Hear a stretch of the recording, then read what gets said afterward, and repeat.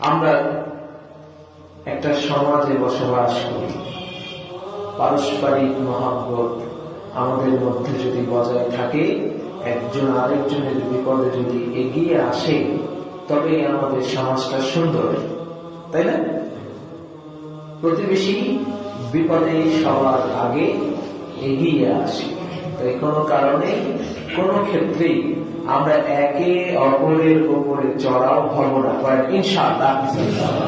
ইসলাম আমাদেরকে শিক্ষা দেয় ভ্রাতৃত্বের বন্ধনে আবদ্ধ থেকে একটা সুন্দর শান্তিপূর্ণ সমাজ গঠনের শিক্ষা ইসলাম আমাদেরকে দেয়।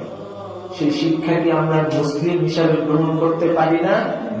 তাহলে আমরা একটা সুন্দর সমাজ বিনির্মাণের জন্য সর্বাবস্থায় নিজেদের ইচ্ছাগুলোকে ত্যাগ করে আল্লাহর সিদ্ধান্ত মেনে নিয়ে সর্বাবস্থায় শুকরিয়ার পথে থাকবো এবং নিজেদের ভিতরে ভ্রাতৃত্বের বন্ধন আমরা আবদ্ধ রাখবো। পারবো তো ইনশাআল্লাহ।